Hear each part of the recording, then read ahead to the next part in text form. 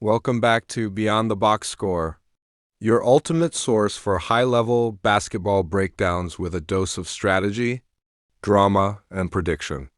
And oh boy, we've got a monster of a Game 4 coming, your way in the Eastern Conference Semifinals. The New York Knicks have stunned the NBA world by jumping to a 2-1 lead over the Boston Celtics. Yes, the very same Celtics that were touted as title favorites by nearly every major outlet heading into the playoffs. Game 4 is set for Monday, May 12, 2025, at Madison Square Garden, and the stakes could not be higher. So today we're diving deep into what's really happening between these two. Eastern Conference giants, the updated injury reports, stats that tell a bigger story than the box score, and most importantly, our bold prediction on who comes out on top in Game 4. Stay locked in, because by the end of this video, you'll not only know who's likely to win, but why. Let's rewind a bit. The Knicks shocked everyone by stealing the first two games in Boston. Their ball movement, defensive tenacity, and sheer hustle turned TD Garden into a chessboard they controlled. Then Boston roared back in Game 3 with a dominant 115-93 win at the Garden. Jayson Tatum finally looked like his MVP-caliber self. And the Celtics played with the urgency we expected from a team with title aspirations. But here's the twist. Injuries and illness have become serious game changers in this series. Kristaps Porzingis has been dealing with a mysterious upper respiratory illness that's kept him from playing at full throttle. Although he's been on the court, his mobility and conditioning have been visibly limited. Al Horford didn't suit up in Game 3, and while there's optimism he could return, he's still listed as questionable. That puts added pressure on Boston's front court, especially in guarding the Knicks' dominant bigs like Karl-Anthony Towns. Yes, you heard that right, Karl-Anthony Towns, the mid-season trade that brought. Caught to the big? Apple was considered risky, but it's paying off big time now. Through 3 games, Towns is averaging just under 25 points and over 13 rebounds per game. His ability to stretch the floor has forced Boston to abandon their usual help-side rotations, opening lanes for Jalen Brunson to operate. Speaking of Brunson, the Knicks floor general has been surgical. He's averaging 26 points and nearly 8 assists per game, controlling the tempo and punishing mismatches. His footwork in the paint, mid-range efficiency, and leadership have been game-changing, particularly in clutch moments. But the Knicks aren't without their own problems.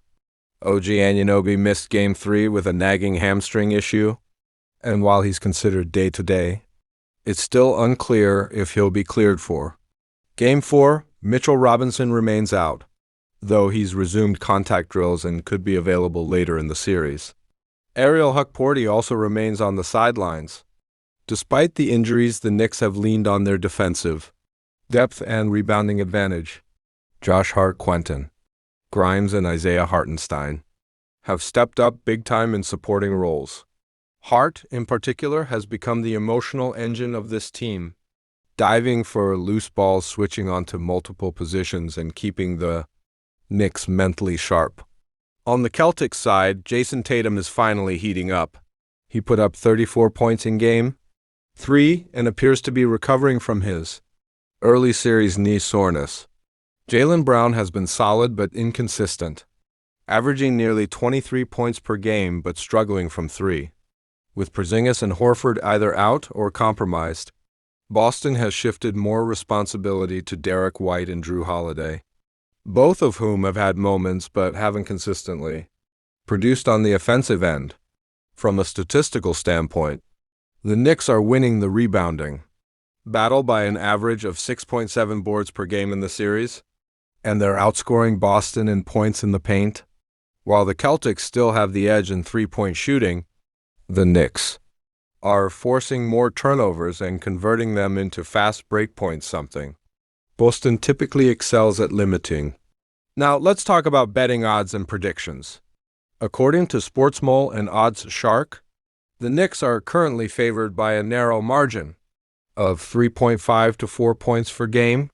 4. DraftKings has adjusted their futures line slightly in favor of New York, given their 2-1 series lead and the lingering Celtics injuries. The smart money? It's on the Knicks defending home court once again, with a raucous MSG crowd behind them, a confident Brunson, and Boston scrambling to patch up their front court. This feels like the Knicks' game to lose. Our final score prediction for Game 4. New York Knicks 112, Boston Celtics 106. We expect a tight game through 3 quarters, but New York's bench depth and superior, rebounding to tip the balance in the final minutes. Look for Towns to hit a couple of huge threes late, while Brunson seals it at the free throw line. So what does that mean for the series?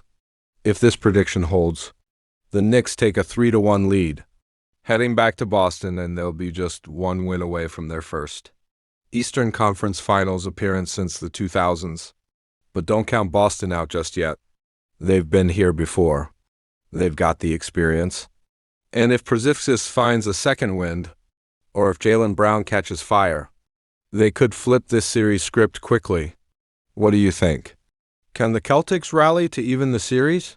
Or are the Knicks on the brink of something special? If you're loving the playoff intensity, make sure to like this video, subscribe to Beyond the Box Score, and hit that notification bell so you never miss a breakdown. We've got post-game reactions, player analyses, and tactical breakdowns coming your way all postseason long.